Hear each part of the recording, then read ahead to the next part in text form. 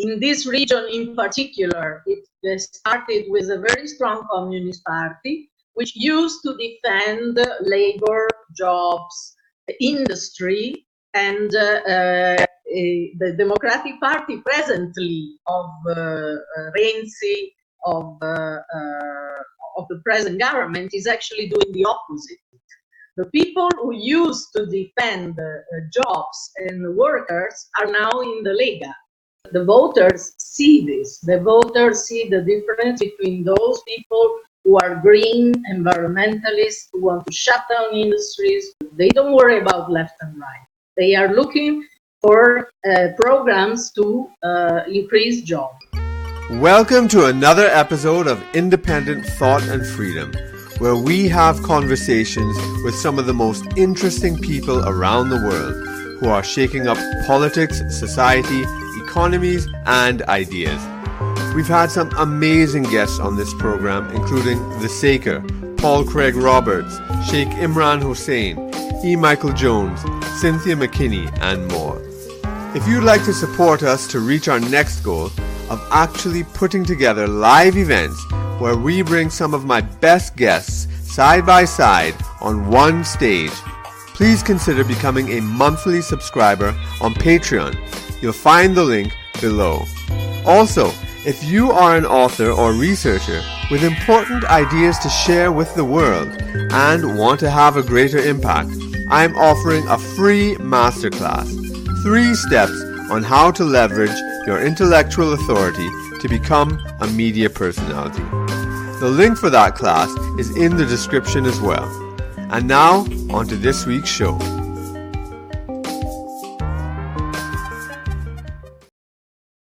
Welcome to Independent Thought and Freedom.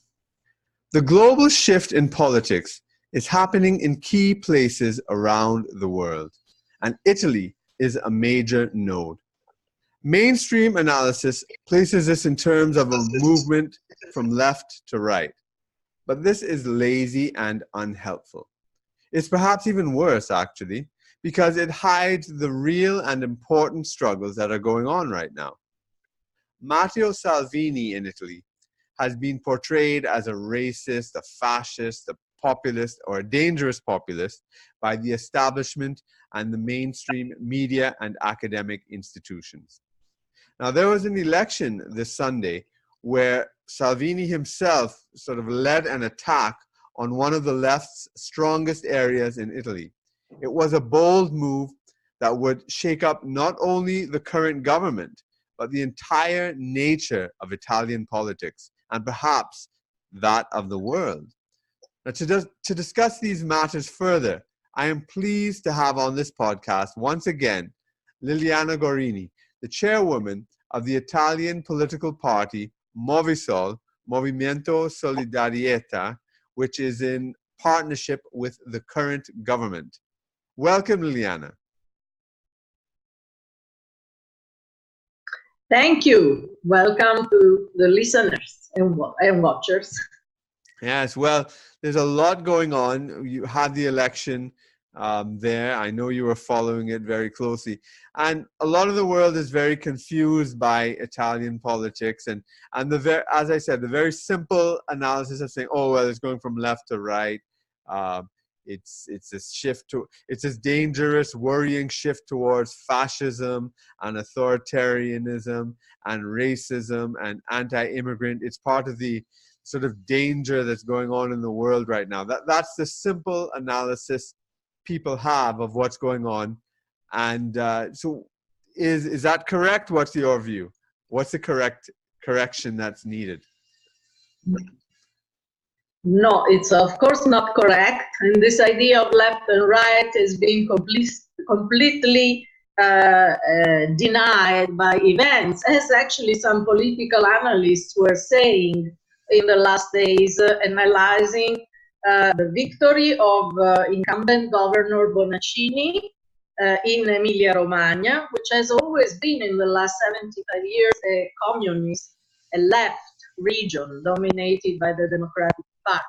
It's a rich region with a lot of, it's the region of the Parma ham, of the a lot of products, tortellini. Could I ask you, is the Democratic Party, was that formerly the Communist Party or no? Well, it grew into the Democratic Party. The Communist Party is practically unexisting.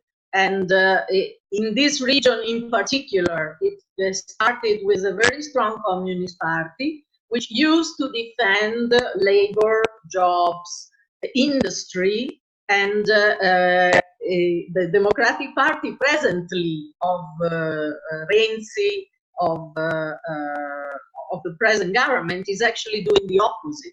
Is joining Greta Thunberg, Ursula von der Leyen, and all these speculators like Mark Carney and Fink of BlackRock, which are supporting what Trump rightly called the prophets of doom. And they are against industry. They are planning to shut down Ilva, the biggest steel company in Europe, in Taranto, in southern Italy. So somebody is saying, actually, it has become the opposite. The people who used to defend jobs and workers are now in the Lega. And that's where their votes came from. While the votes for the Democratic Party and the winner Bonaccini in Emilia-Romagna came from rich people in Bologna, from this Soros-controlled movement of the Sardine, which they created explicitly against Salvini, in Bologna. Bologna is the main town of Emilia-Romagna, and which have been demonstrating every week against Salvini. Their only purpose is to defeat Salvini, because nationally Salvini and the Lega is presently in polls the first party with 33% of the votes. This didn't work in Emilia-Romagna. It worked in the other regional elections on Sunday, which was in Calabria, in southern Italy. There, the center-right coalition won and almost doubled the Democratic Party, which only got 30%. But in Emilia-Romagna, it did not work because it was really a big challenge. It's a red region. It has been such for the last 75 years. And Bonaccini, the incumbent governor, was smart enough not to invite the Democratic Party leaders, not to invite Conte to campaign for him, not to invite any of the people close to the government, because he knows that people hate, in general, all over Italy, hate this government. This is a government which has not been elected by anybody. It has been put up by Ursula von der Leyen. It is called the Ursula majority in Italy. That's how they call it, la maggioranza di Ursula. Because she wanted to get rid of the previous government with Salvini and to have this government which is instead implementing the same policy of Green Deal, of shutting down industries, of having investments in the green bonds and the speculative bubble of the green bonds, which is generally the policy all over Europe. You have seen also in Davos, all these people were there. Soros was there. He was supporting the Sardine, this movement against Salvini, explicitly, saying they will win. He met Greta Thunberg, Prince Charles met Greta Thunberg there. So this government is actually representing the opposite of what Italians want. They want growth, they want jobs, and they only promise investments in decarbonizing the economy, which is going to make energy very expensive and will shut down a lot of the industries, including the small and medium-sized industries in Emilia-Romagna, which were very important. And as a matter of fact, people say young people voted for Bonaccini, but industrialists, small entrepreneurs were voting for Salvini, which did get 43%. It was not Salvini himself, it was his candidate for governor, Borgonzoni, who herself was not very present in the campaign. So Salvini made it a little bit of a referendum about him. Yeah. But for a region which has been red all these years, it is already quite good to get 43% in that region. And the Democratic Party got the candidate of the Democratic Party, Bonaccini, got 51%. Yeah, so just to be clear for the international listeners who aren't familiar with the Italian politics, so these were regional elections that were happening, and it's not a by-election or anything. It was just a regular regional election for the regional president, correct? And yes, the governor, right, governor of the region. Mm-hmm. Yeah, so it's kind of like in the U.S., what it might be a governor's election or a provincial election in like Canada or something, where so at the regional level of government, and yes, you were saying that Bonaccini, is that his name? Bonaccini, yes. Yeah. So Bonaccini got 51.4% of the vote, while the Liga candidate Lucia Borgonzoni got 43.6%. And I was looking at the stats, and in 2014, which was the last elections, the right-wing parties got 29%. So there was a huge increase from 29% to 43.6%. While on the left, it went down, I believe, right? Yes, it did. It went down to 34%, which is less than 2014. So this reflects a national trend, because everybody was giving these two regional elections a national implication. The implication was, if Salvini and Borgonzoni had won in Emilia-Romagna, the government would have to resign, because it is a quite unusual situation in which, with the present parliament, the Five-Star Party is the first party. In these regional elections, it didn't even get 5%. It got 4.7%. So as Salvini said yesterday, this Five-Star Party, in the moment it abandoned the coalition with the Lega and decided to go in a coalition with the Democratic Party, betraying all its voters, is practically disappearing. So it is a crazy situation in which a government between the Democratic Party and the Five-Star Party does not represent the real vote in the country. Right. So basically, so what he was saying is that by winning, if they won this region and took it away from the left, because it's been communist or left, communist and or left for 70 years, 75 years, that this would have been so it would have been a symbolic victory, but the technical point that's important is not, it's not that the left, because the left party that won the Democratic Party, they aren't actually the lead party in government. It's the Five-Star movement. And so it's interesting. So at the regional level, the coalition didn't hold because it's between the Democratic Party and the Five-Star movement, correct? But in these regional elections, they fielded separate candidates. They did, yes, because Why is that? the Five-Star, initially they decided not to run at all, because their party is essentially dissolving. Di Maio, the head of the party, the secretary, resigned. So now it's a party without a head. It doesn't have a secretary. But then they finally ran a candidate, which only got 4.7%, because Grillo, the idol of the comedian who started the Five-Star Party, they gave instructions to his voters to actually vote for Bonaccini. They were so desperate that they used some of the votes of the Five-Star Party to get Bonaccini elected, because this would have strengthened their government.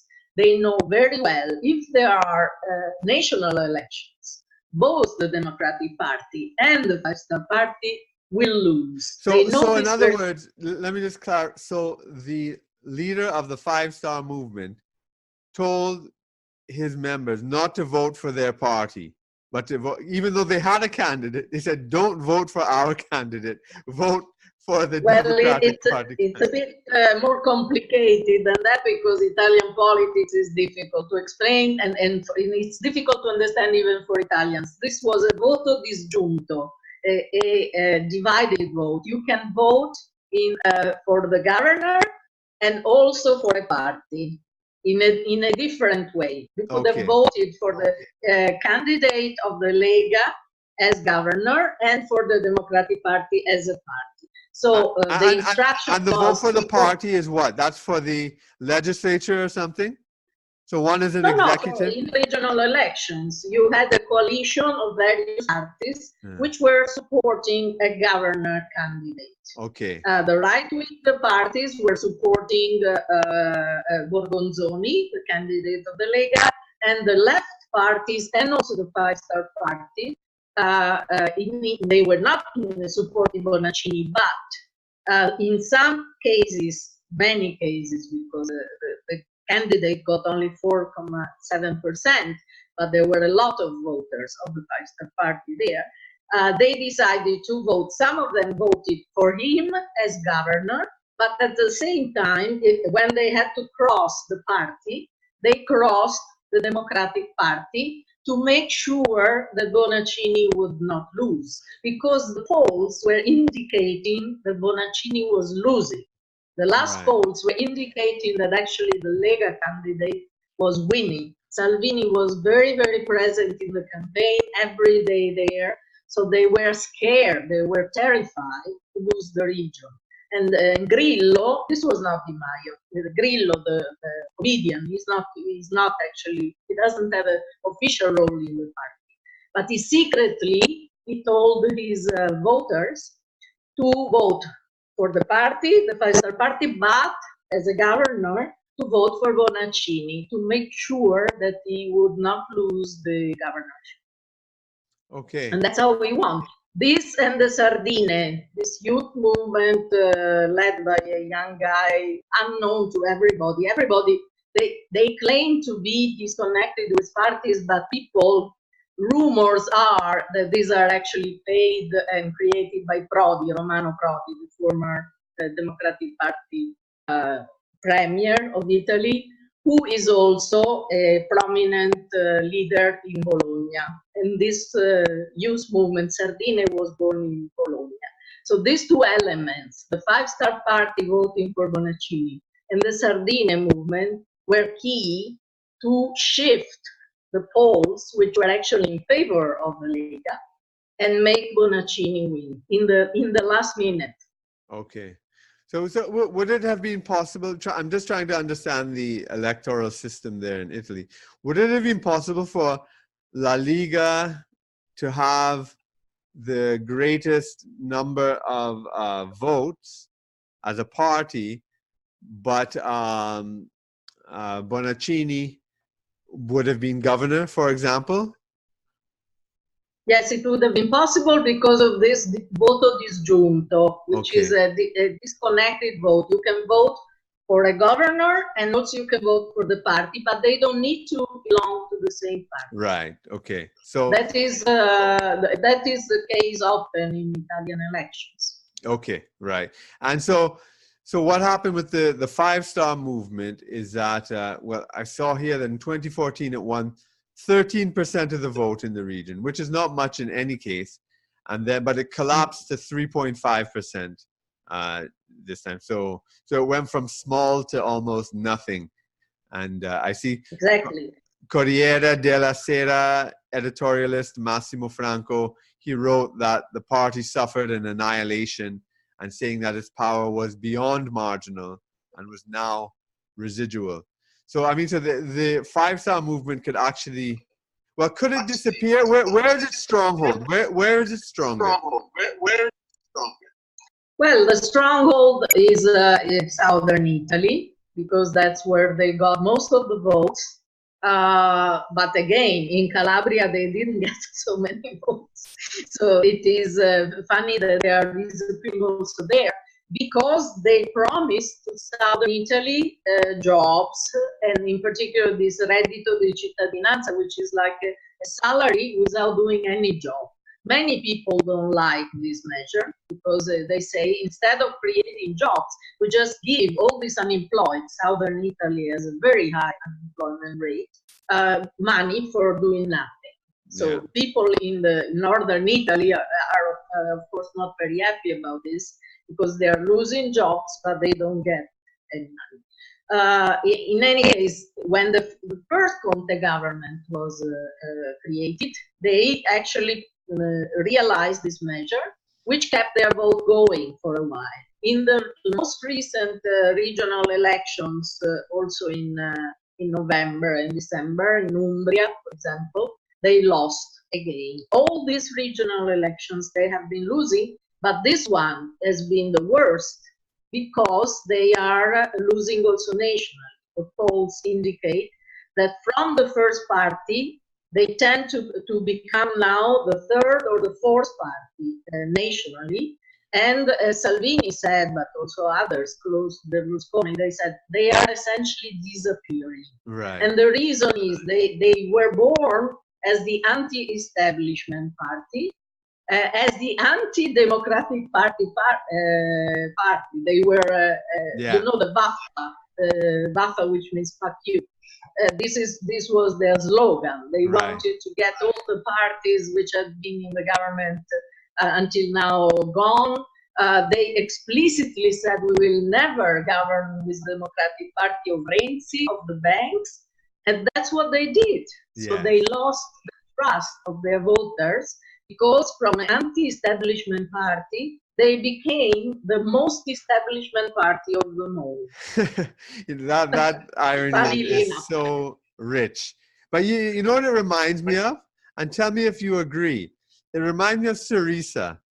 When Syriza came to power in Greece on an anti-austerity ticket, and they were going to leave the euro, and you know, they won that overwhelming majority, and then they backed out at the last minute and just became a tepid left party, which the voters clearly did not want. They wanted something more radically breaking from the system. Is it exactly? No, it is a correct comparison, because also on the question of Europe, initially both Syriza and Tsipras, they were very strongly anti-European Commission. They compared them to the Nazis because they were imposing all the Troika, were imposing all these measures which made Greece poor. And the Five Star Party was initially against the euro, against, they initially were thinking of doing a referendum to abolish the euro. They were against accepting diktats from Brussels, and now they are the government which Ursula von der Leyen explicitly created. She met Conte when Salvini resigned. People don't know, but there was a secret meeting in Rome between Conte and Ursula von der Leyen, in which they decided to get rid of Salvini and to form a government. And the only way was to get together the worst enemies, the Five Star Party and the Democratic Party. Renzi was proposing this, which is the most discredited person in Italy. He is a joke to most of the Italians. We thought we got rid of him when we had the referendum on the constitution, but there he is, still dictating his rules. And they managed to do this with the help of President Mattarella, which was pushed in this direction, and explicitly with the help of Ursula von der Leyen. And this you can see. I want to ask something. I'm sorry. Yeah, no, I think the delay is making it harder. But you mentioned that the I can't remember his name, the person that lost the referendum earlier, but then also right, and Berlusconi is also back, and people also consider him very discredited. I must admit, I've always had a soft spot for Berlusconi, but people consider him very discredited. But he seems to be, well, he's back, and he was at La Liga. So it seems like you have a lot of the old politicians behind the scenes trying to fit in to the new dynamics which La Liga and the Five Star movement were supposed to bring in to Italy. Is that correct? Well, yes, Berlusconi is back. Actually, he was part of the coalition which supported this candidate, and the candidate which won in Calabria was actually his candidate. It was not the Lega. Okay. They got more votes there than the Lega. Nationally, there is the opposite trend because Berlusconi is very old. Sometimes he falls asleep while speaking, so it's not the brightest candidate you can have. But definitely they decided that the coalition between the Lega, the Fratelli d'Italia of Meloni, which has become stronger with these elections, because she has been coherent all the time on not giving in to any of these compromises, and Forza Italia of Berlusconi. They are together. And nationally, if there were political national elections, they would have the majority. The three parties together could form a government. And that's why they're trying hard with these regional elections to provoke a government crisis and have early elections. And this is at the same time why the Democratic Party and the Five Star Party will not allow early elections. Conte again said, with the victory of Bonaccini, the government is strengthened. So the idea of having early elections has been postponed to the next round of regional elections, which will be in May and June in various other regions, where I suppose the right-wing coalition will win again. But in this moment, they remain stuck to their chair. They don't want to leave this government because they know that if there are elections, the Five Star Party would probably not make it into the parliament, from the first party to out. And the Democratic Party would get less votes than the right-wing coalition. Right, right. Now, so it's interesting you were talking about the candidate, and I missed her name. I'm not familiar with all the personalities in Italian politics, but how she would not give in to compromises and so forth. You were talking about Meloni is the head of Fratelli d'Italia, which is in the center right coalition, is the most right party. Right. Now, So this is very interesting. So the Five Star Movement was an extreme left party, well, a radical anti-establishment left party, let me put it that way. And then La Lega was also, I guess, anti-establishment, but seen from the right. Then they were, and when they first got together, nobody thought they could actually work together. And I suppose it might have been true, and that's why they broke up. But then the anti-establishment party went with the most establishment party, and now they are having problems there, and so we have this confusion. So let's now get deeper into this whole thing about left and right, and why I think this is just not helpful in us to trying to understand what's happening. I think it just adds to the confusion. I came across a quote about, well, it's not really an opinion quote, but some facts, right? So that Emilia-Romagna has been a stronghold of the Italian left for more than 70 years. It's been one of their bastions, but it's a very wealthy region. So that's interesting.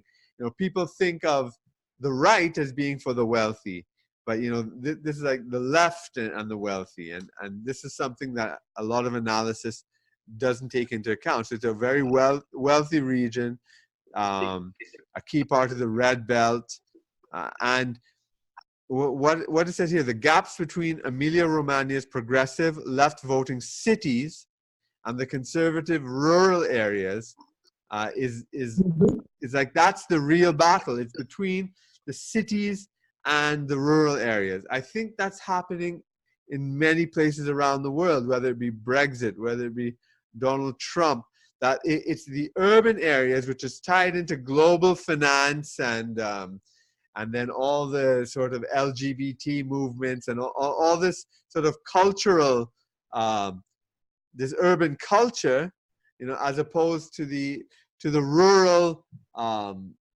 areas of the world. That seems to be much more descriptive of what's happening. And the parties in the cities could be right, they could be left, but they share the same sort of ethos. And the parties in the countryside, they could be right, they could be left, but they share the same sort of ethos. What do you think of that? Yes, this is exactly what an analyst was saying this morning in analyzing the situation after the vote.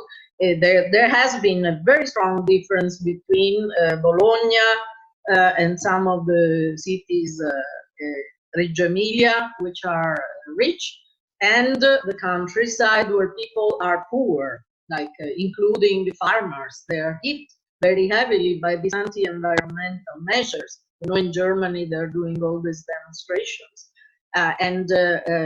For example, the ones who produce milk, they're very hit by the crisis. Parmesan, there are tariffs on the Parmesan. So the people who are on the countryside, they tend to vote for the Lega because they don't see this incredible growth which the government is claiming to be provoking.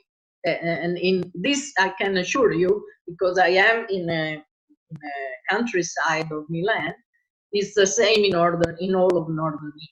It's not true that you see the growth. The people in the cities, they don't worry about the real economy. They think about Facebook, they think about the stock exchange, they think about gaining money in derivatives, and they don't care about the real economy. But the people who are farmers, who are industrialists, there are a lot of small, medium-sized industries there. They feel the crisis very heavily. There have been 500 suicides among managers of small and medium-sized industries in northern Italy, including Emilia-Romagna. So it is true that these people don't care about the left and right question.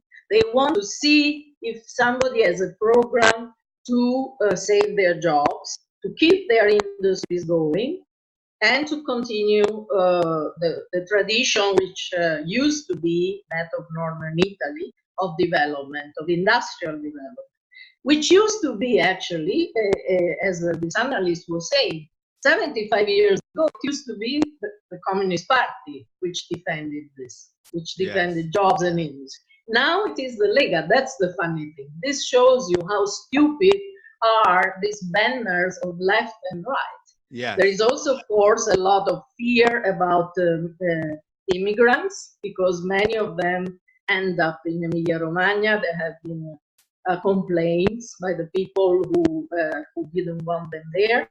But this is only a side aspect.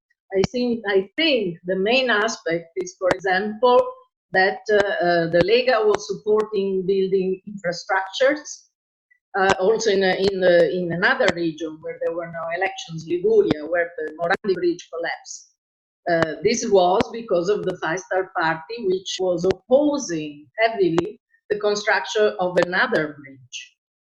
So they are against infrastructures. That's why Salvini got out of the government. He said they don't allow us to do any investment in the real economy.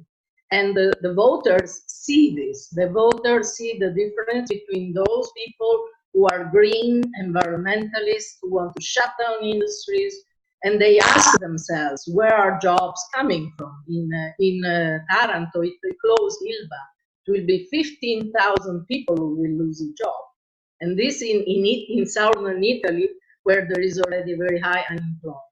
So this Green New Deal of Ursula von der Leyen and of the present Conte government is seen as a total disaster, because the economy is already bad. If this is going to be implemented, it will get much worse. So they don't worry about left and right. They are looking for programs to increase jobs and to relaunch the real economy, as opposed to the speculative bubble, where the Democratic Party is, of course, they are known as the party of the banks. Renzi, Boschi, the people who were in the Renzi government, they were all connected to some of these banks which went broke. So Right. they are considered the party of the speculators. Yeah. And this is certainly not helping their votes, because Yes. in the cities maybe people don't care, but in the southern Italy and in the countryside, and also in the areas in the cities which are like the peripheric areas where people are very poor, that's also where the Lega has a lot of support. Right, right. Now, um, this is really ironic that, you know, the left is the party of the rich, you know, and the right is the party of the poor.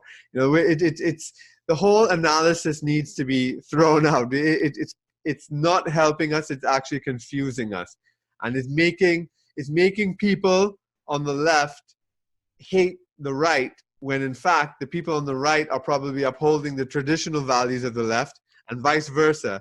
People on the left who say they're for the working class are actually for the banks, and they're actually for the, Yes. for the exploiters. And so it's funny, the left is like the party of the billionaires. And you mentioned George Soros, and he's funding this sardines movement.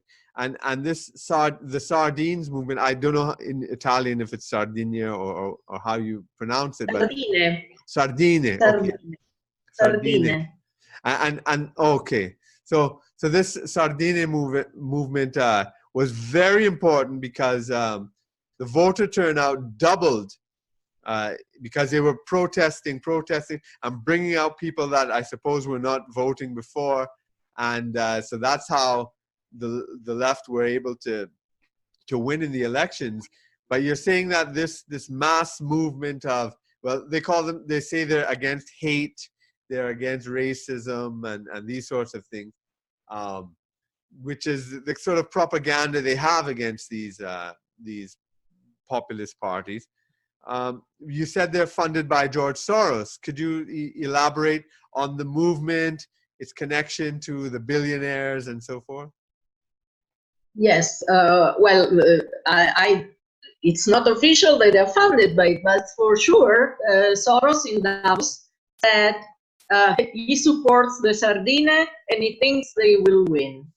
And what is the rumor is actually that they were created by Prodi, who used to be the head of the European Commission and the Democratic Party. So a former premier is a little bit of an old guard politician himself, but he is in Bologna. So they are, of course, very well funded, because they do demonstrations not only in Bologna but all over Italy. Every weekend they are out. It's similar to the Fridays for Future, except in this case they are not demonstrating on climate change.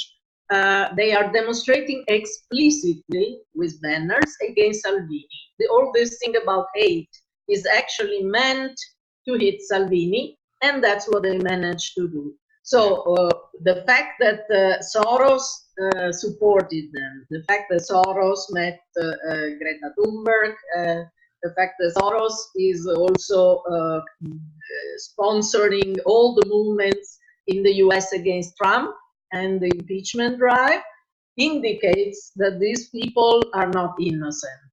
Some of these groups, extreme left groups, are not innocent. The money must come from somebody, and I don't know who are the Italian billionaires. It could be like in the case of the Five-Star Party. There were a number of these speculators who were financing them. Renzi was financed by also bankers. I can only think that Soros is financing them, because he made a clear statement in Davos in support of them, but there is no evidence of that. What is interesting is that their program is exactly the agenda of Mark Carney, Prince Philip, who also in Davos met Greta Thunberg, and their program is also anti-Lega, but not for reasons of racism. Because these guys, they say, we don't like the Green Deal, because the Green Deal is only for rich people. Again, they are defending the poor people who cannot afford cars which are extremely expensive because of the environmental measures. They are defending industries like Ilva, steel industries, which these people want to shut down. And they are opposing speculation. Let's not forget that the previous government with Salvini had Glass-Steagall, LaRouche's Glass-Steagall, and also a national banking in its program. So the fact that they were for Glass-Steagall made them an enemy of Wall Street, of the City of London, and of the speculators. Wow. So the question there is not racist. So that's important. So Salvini's party actually had a Glass-Steagall provision to prevent the banks from gambling with people's retirement funds and savings to make their gambling dividends on derivatives and so forth. Wow, that's important because when Bill Clinton, again, someone on this so-called left, when under Bill Clinton that was removed, that led to the financial bubble, the huge wealth inequalities around the world, and destruction of so many industries and jobs and wages and real standard of living, and then all the huge profits by the super rich on speculation. And again, and that's what that's the right are against that, and the left support that. It's really insane. It is. But that's how politics in Italy works, and probably not around the world now. This is why the whole left, right, because now Davos, this conclave of the world's billionaires. So they're all into this green de-industrialization and Greta Thunberg cult, and it's they're really pushing this agenda. The richest people in the world at Davos, they're pushing a left-wing agenda. That's what they're basically doing, And but it's amazing, yes. And I know you had spoken about this before, how Trump just stood up and overturned everything, and he referenced Italy as well. You want to elaborate on that? Yes. Oh yes, that was a joyful moment for us, because he mentioned explicitly as an example of creativity which has to be adopted in the economy. He mentioned the Duomo, he called it in Italian, the Duomo of Florence, or the Brunelleschi Dome, as an example of this ability and creativity, which he said, first of all, he said, we must reject the perennial prophets of doom, like Greta Thunberg. It's not true that the world will end in 10 years.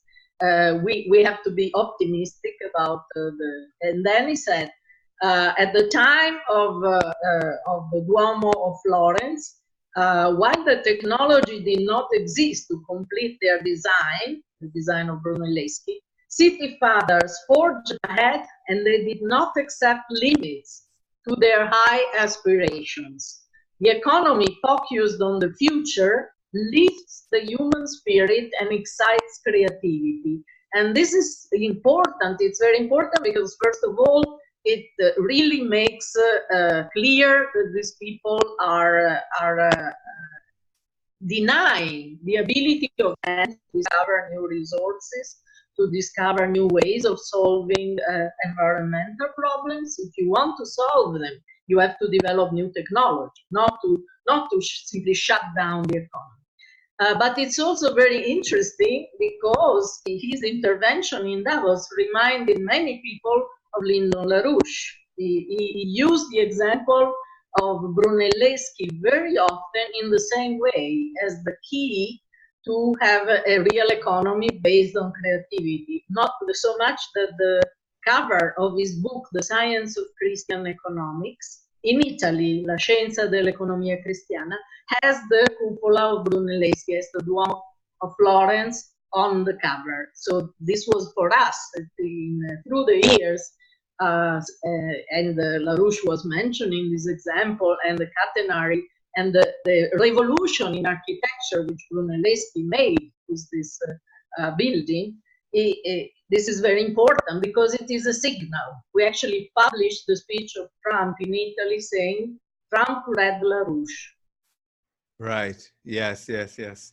I mean, it's quite quite incredible. This I mean, what he did. He people say that Trump is just one of the 1% or the 0.01%, but he's been standing up against them in many significant ways. I mean, I actually was quite disappointed and horrified at the assassination of Soleimani, and I'm definitely against that. And there's this dangerous brinkmanship that he does seem to be engaging in, and I don't know if that's some internal battles he's dealing with, but when you have moments like this, and then you have moments like when he was, I think 2 years ago before the UN and speaking about, nationalism being,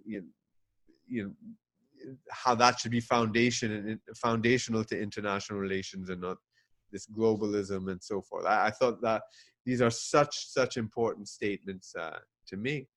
So now, so what's going to be happening from here? Salvini, with the government seems to be in a place where they are able to say, look, we've been able to stave off the threat from Salvini. I mean, it's in this strongest stronghold. So I mean, I saw a statement from the New Statesman. It said, this was the headline, how they put it: how the Italian left defied the far right in Emilia-Romagna. I mean, it's as if they did something extraordinary. This was their stronghold. They were so threatened.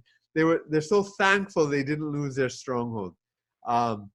When are general elections due or national elections due in Italy? When are they due?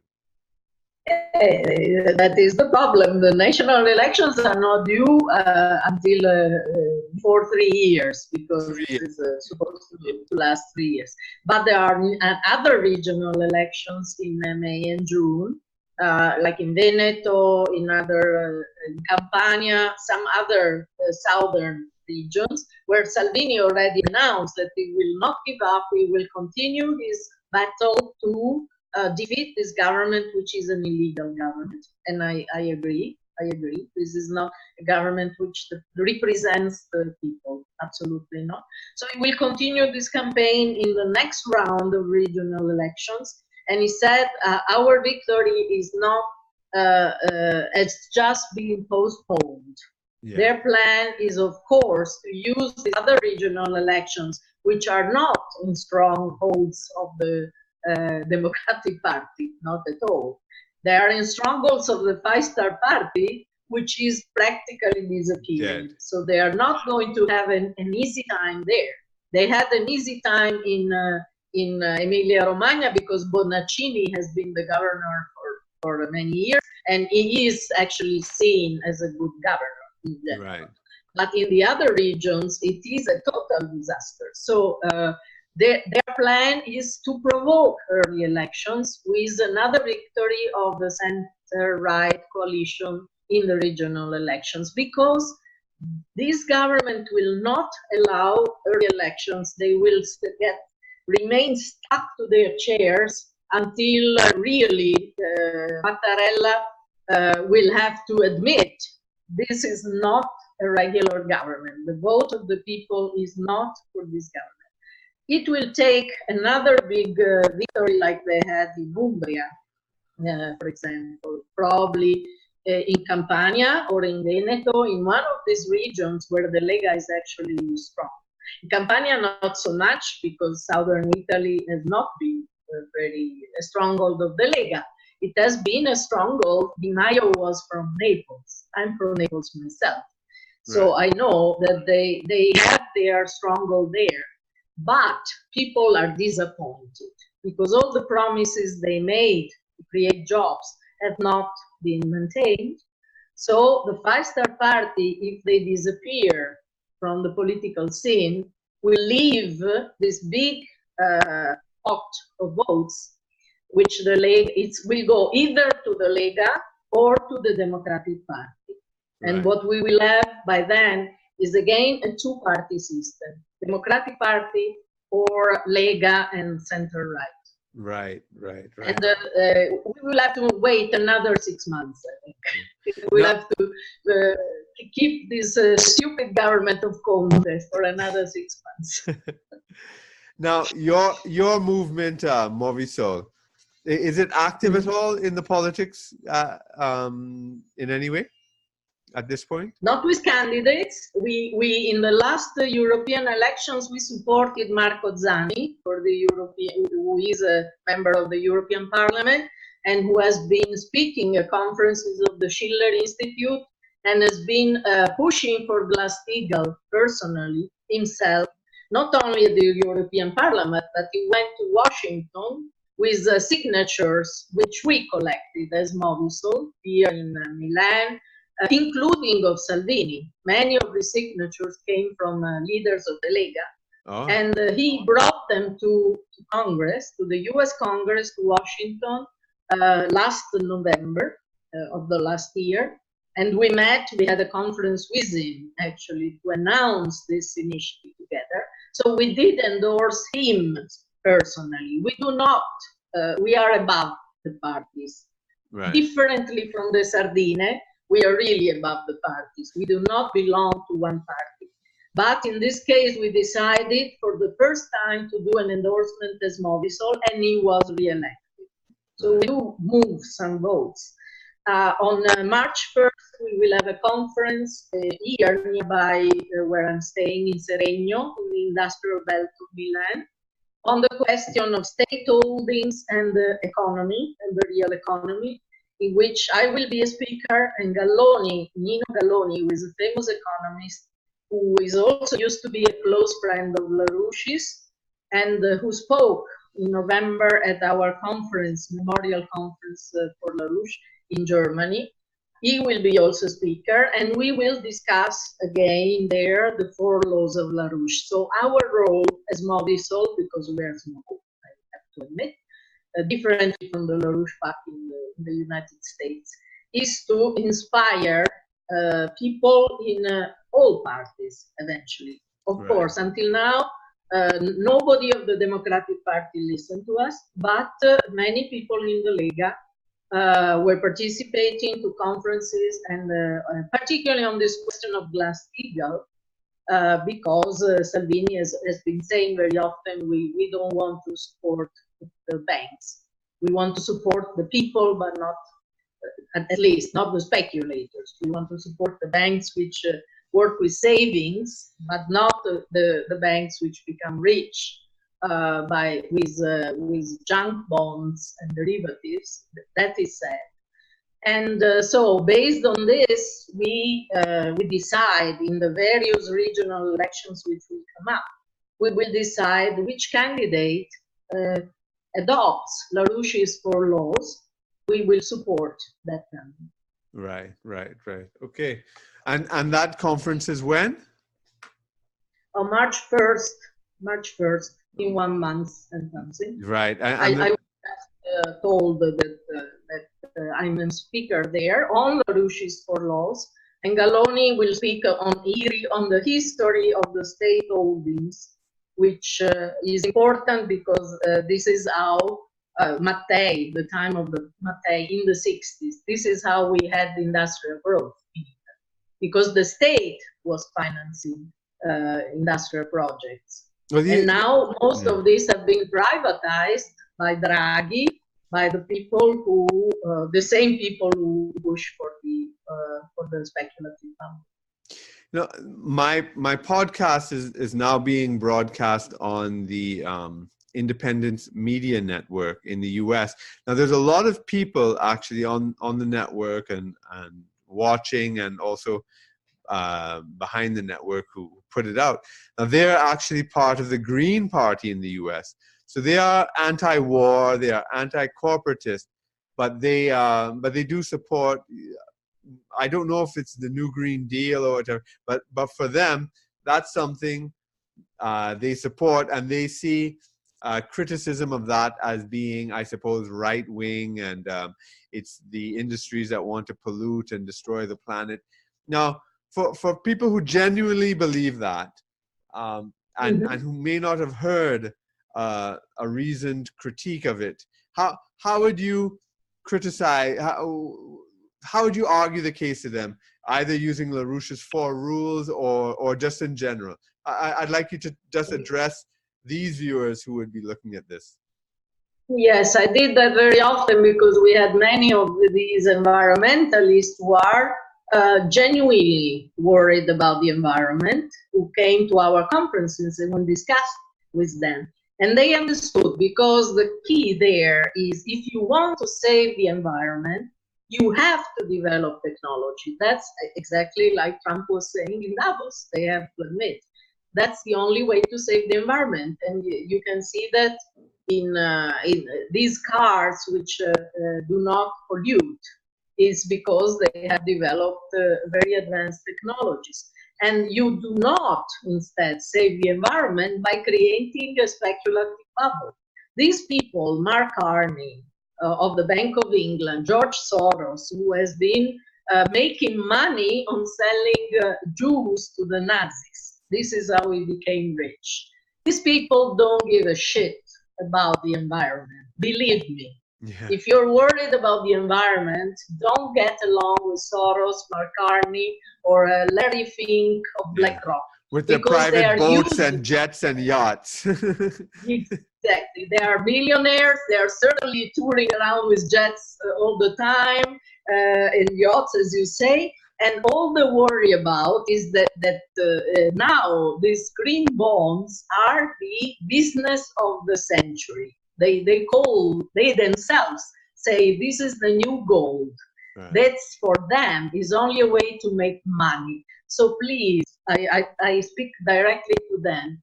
Don't get exploited by the speculators and the billionaires in something which for sure will not help the environment. If you want to save the environment, work instead to revive the economy so that we can finance new technologies which prevent pollution. There are scientists who are making a very clear distinction between pollution and climate. Right. There is a lot of lies about climate. The question of pollution is important, and it can be solved only with investments in the economy and in technology, and not with speculation, because speculation will simply make people poor.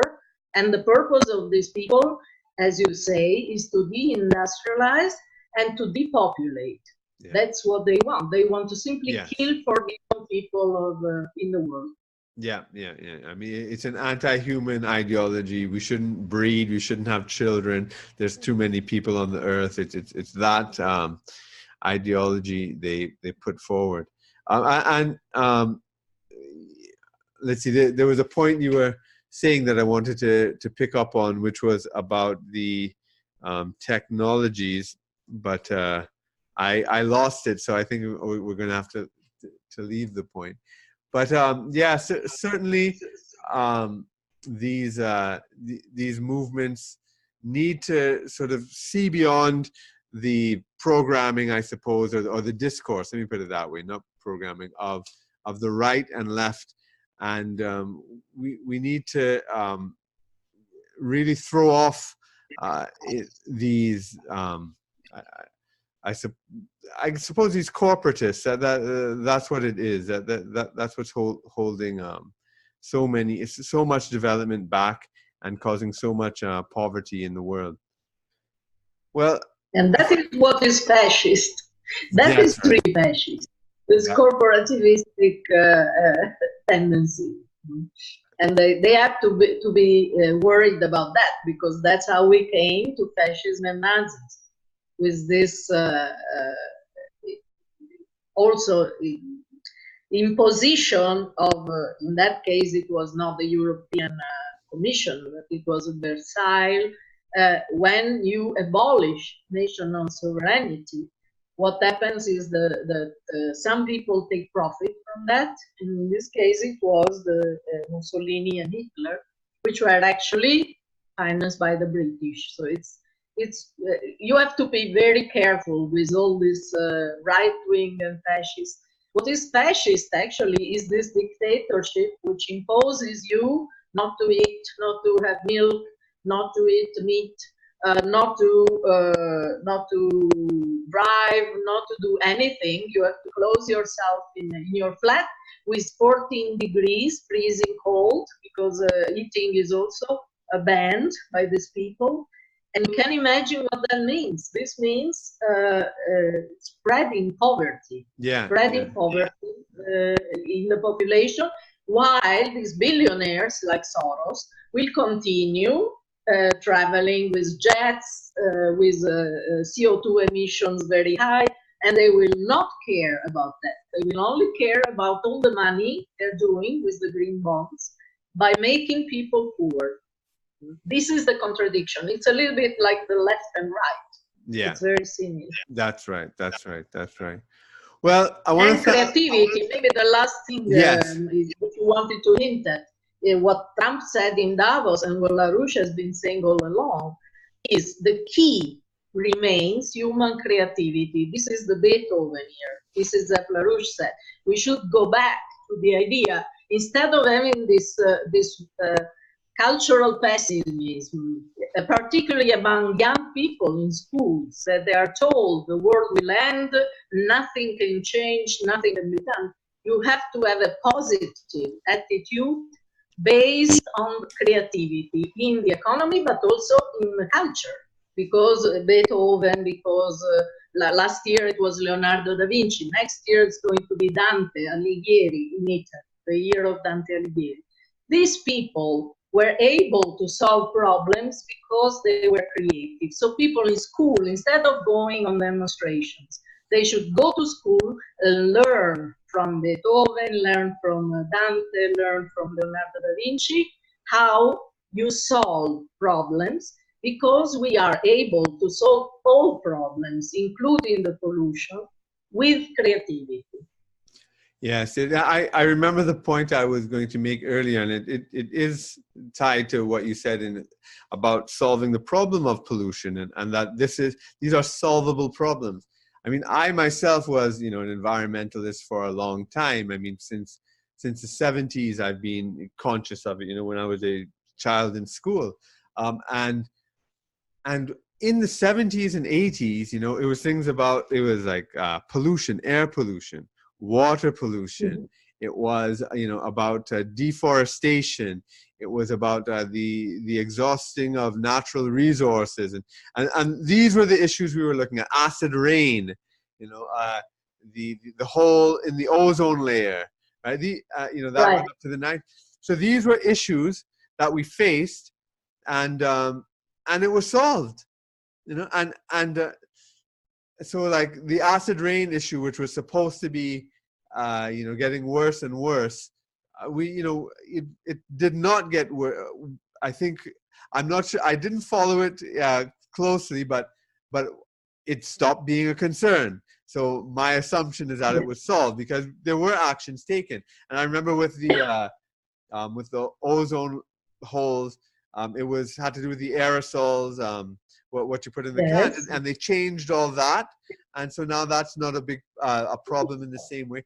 But what is amazing to me is that now people stop talking about pollution. They don't talk about air pollution anymore. They don't talk about water pollution anymore.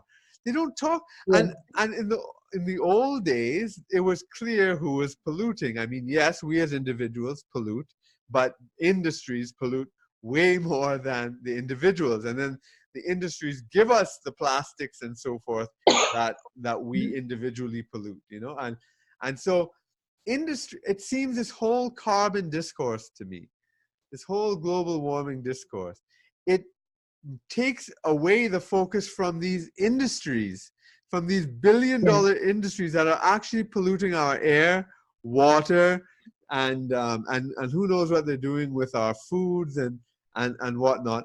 But and it's talking about carbon, which is the stuff of life. carbon is life itself. I mean, when you study chemistry, a compound is considered organic if it has carbon in it. If it doesn't have carbon, then it's inorganic. So, I mean, it is the foundation Yes. of life itself. So it's almost like a code out there for everybody to see that it is anti-life. Anti-carbon means anti-life. What do you say? Yes, exactly. You're right. Also, I was at the time you mentioned, which is probably you were also 68er like me.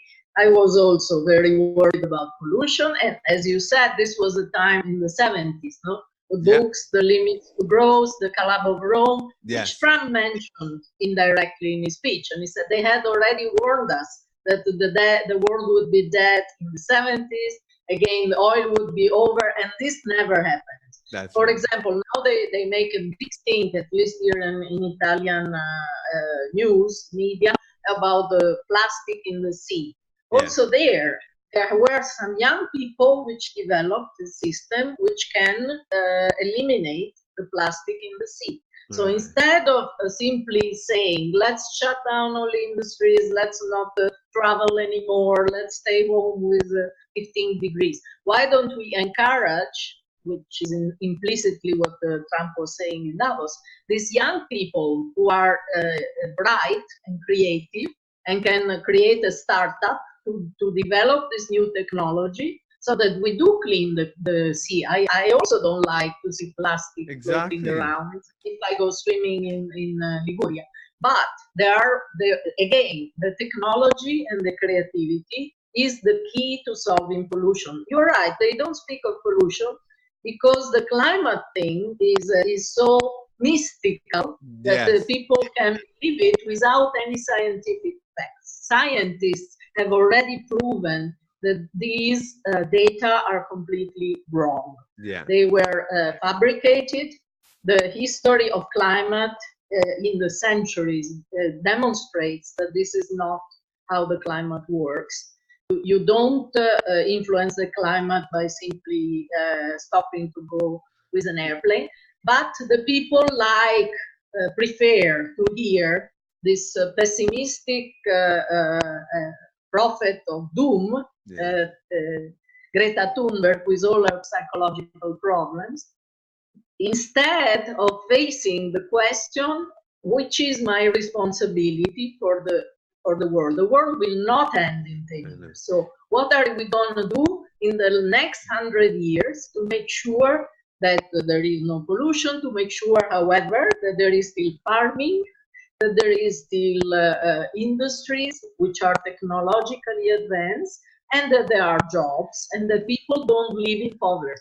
This it's a better perspective. Exactly. It reminds me of during the year 2000, the Y2K scare, right? I mean, there are people now who are 20 years old who would have no idea about this Y2K scare, but at the time it was that all the computers, all the technology in the world would shut down because the timers, the calendars, the internal calendars were set to like 98, 99, and when it resets to zero, everything would reset to zero, and I mean, and people thought everything was going to end. So many people made so much money from resetting computers and everything. And I remember a comedian was telling me, not telling me, was saying on air.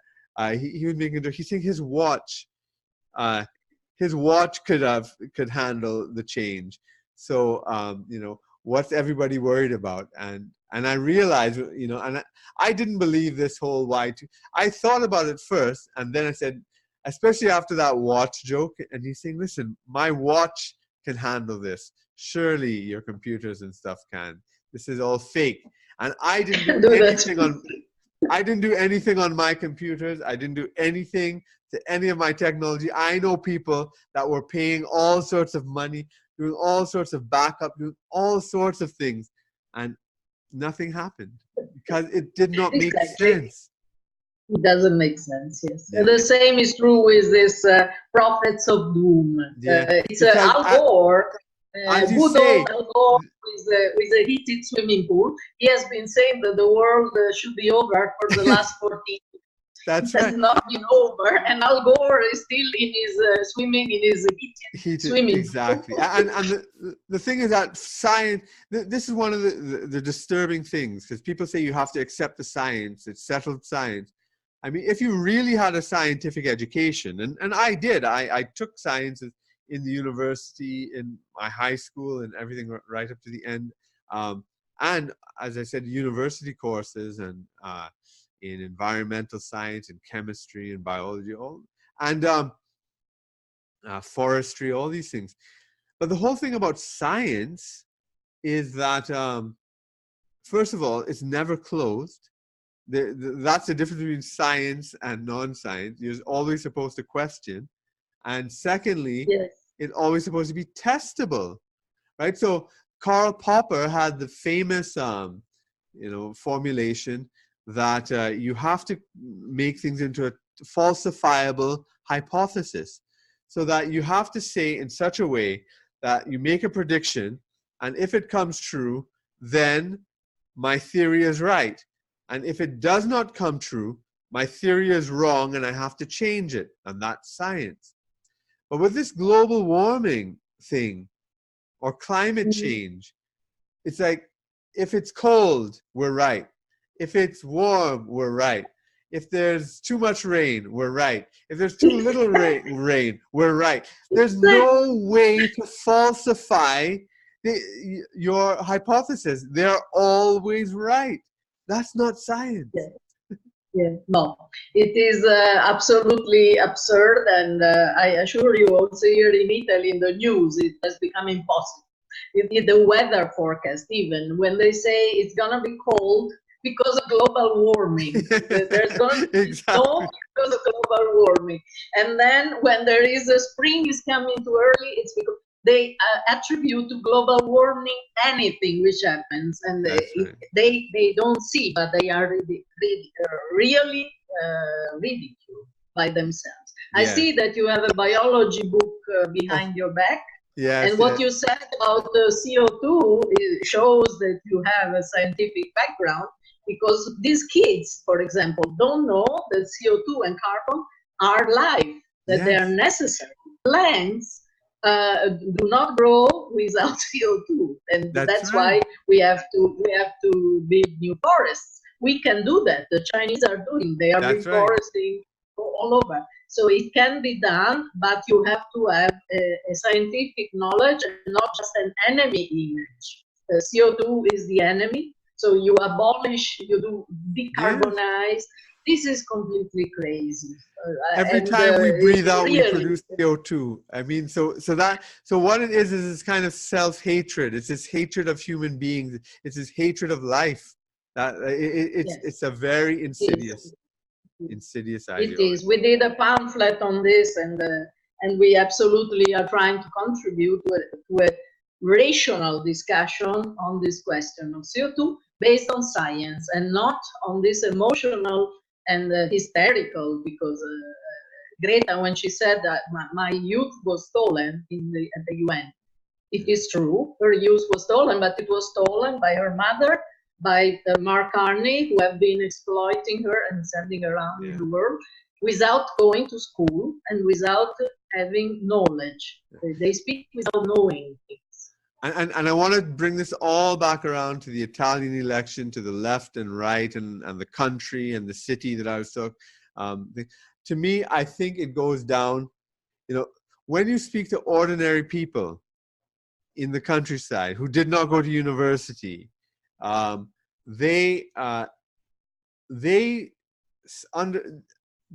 don't see this as real. They see it as a kind of scam.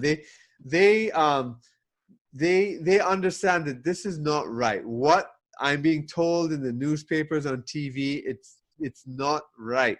But it's the educated, it's the people who have been indoctrinated in the schools, in the universities, and who are told that this is the right opinion that any educated person should have. And if you don't have this opinion, you'll be ostracized.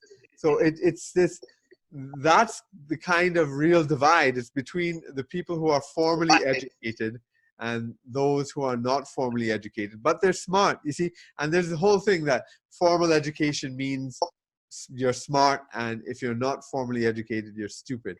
And the whole political divide that's occurring right now is very much centered on those types of divisions, I think. Did you want to say any final words by bringing? Yes, it is true, absolutely, and we just put together a report on how Italian schools are adopting this climate change stuff as a subject of study. You do an exam on that.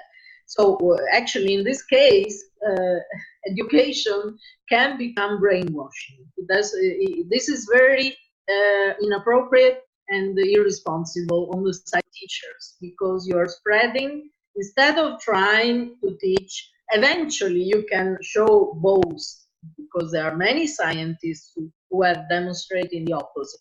You can show both aspects, but you cannot just indoctrinate students in schools, particularly children who are like 8 to 14 years old. They can be manipulated. And this is like child abuse. I think it corresponds to child abuse. In this case, education becomes brainwashing. So we should be very careful, because these children are being terrified. They really believe that the world will end in 10 years, and that it doesn't make any sense for them to study or to become an engineer, or because in any case, they will not be living. This is really child abuse, because you're making these children, they're terrified. And it should be, I think, it should be persecuted legally. People should not terrify children in schools. Education should be something which, again, I have to, I don't agree with everything it does, but in this case, I do agree with Trump. It has to promote creativity and optimism, and not terrify the youth. Exactly. Well, I want to thank you so much, not only for this interview and explaining the Italian political situation for us, but for all the work you've done over the years. I admire what you've done, your dedication, your determination, and I wish you every success in going forward. Thank you. I admire also what you've done with your transmission. I've seen you interviewed very important people, and so keep up the good work. Thank you very much. Thank you. Well, that's all for Independent Thought and Freedom this week. Please join us again next week. And in the meanwhile, make sure you subscribe, leave me a rating, and like and share this podcast with your friends. Thanks, and bye for now.